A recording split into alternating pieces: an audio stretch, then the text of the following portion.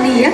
Kemana ya Kak ikan-ikannya? Ternyata ia ini berada di belakang pengunjung karena luas dari area akuarium utama ini 24 kali 38 meter. Nah, saat ini di balik dari jendela besarnya ini sudah mulai hadir. Ada ikan yang besar, ada juga ikan yang kecil-kecil. Nah, di mana bagi mereka yang tinggal di akuarium ini, jendela besar ini merupakan meja makannya. Tentunya pada saat kakak penyelamnya ini hadir membawakan makanan. Nah, ternyata tidak hanya ikan saja. Di sebelah sini pun ada salah satu hewan reptil laut ya. Nah, wah ada dua ternyata, di sebelah sana juga ada. Ada tiga, di atas juga ada ya. Nah, saat ini sudah ada 3 reptil laut. Nah, reptil lautnya ini namanya adalah penyu. Siapa yang masih mengira kalau ini kura-kura? Oke, kita duduk dulu ya sayang ya. Yuk kita duduk lagi. Terima kasih. Nah, jadi pengunjung ini namanya adalah penyu. Jenisnya adalah penyu sisik atau Horsbill circato. Dimana untuk penyu sendiri ini berbeda ternyata dengan kura-kura ya. Kita lihat pengunjung di sini bentuk kakinya penyu, bentuk kakinya pipi, gepeng seperti kaki dayung atau kaki flipper. Sedangkan kura-kura kakinya memiliki kuku atau ada cakarnya. Nah, itu membuat kura-kura untuk lebih mudah juga berjalan di area daratan. Dan kura-kura juga memiliki selaput ternyata yang akan memudahkan kura-kura untuk berenang di air tawar. Kita lihat lagi di sini pengunjung. Kak, penyu sama kura-kura sama-sama memiliki tempurung dan rumahnya selalu dibawa kemana-mana. Karena pengunjung, di mana penyu ini kalau merasa terganggu, terusik atau terancam, ia tidak dapat memasukkan tubuhnya ke dalam dari tempurungnya. Karena tempurung dari penyu ini sudah berisikan otot dan juga lemak. Dan kalau kura-kura merasa terganggu, terusik ataupun terancam, ia dapat memasukkan seluruh tubuhnya ke dalam dari tempurungnya. Karena kalau tempurung kura-kura ini masih kosong pengunjung di dalamnya ya. Dan berlanjut kembali, perbedaan selanjutnya ada di habitat hidupnya.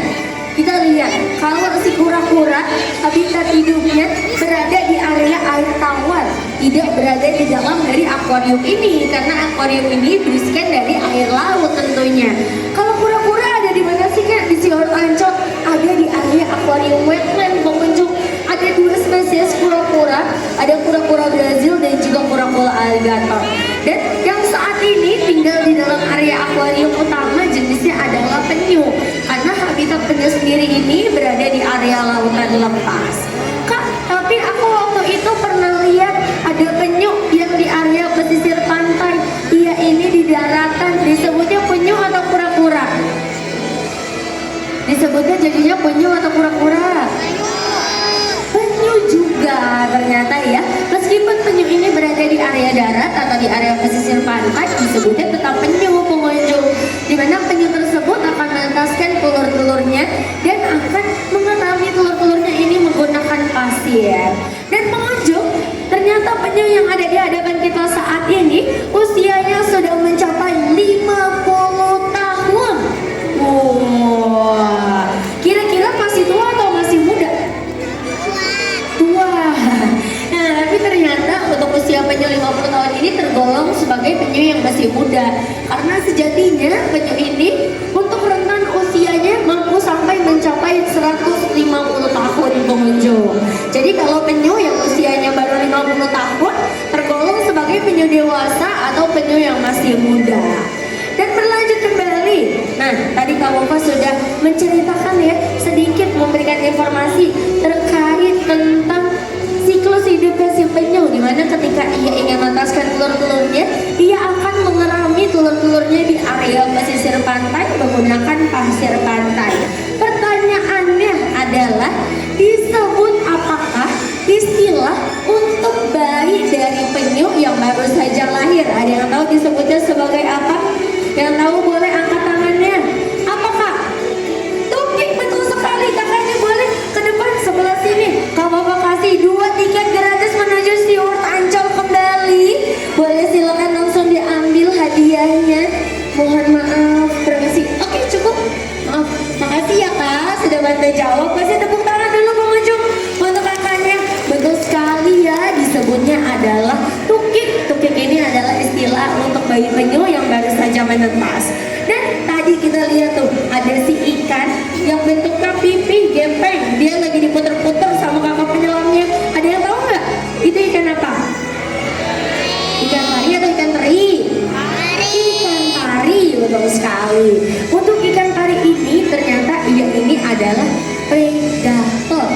Ia ini adalah salah satu predator ulung yang ada di lautan, di mana ia ini merupakan predator bertulang lawan sama seperti ikan hiu.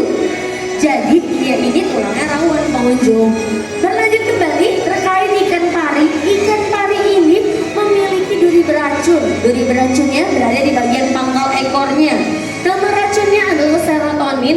Kalau manusia tertancap duri beracun ikan pari yang mengenai area lengan ataupun kaki akan menyebabkan kram, kebas, bahkan lebih parahnya lagi hingga kelumpuhan total.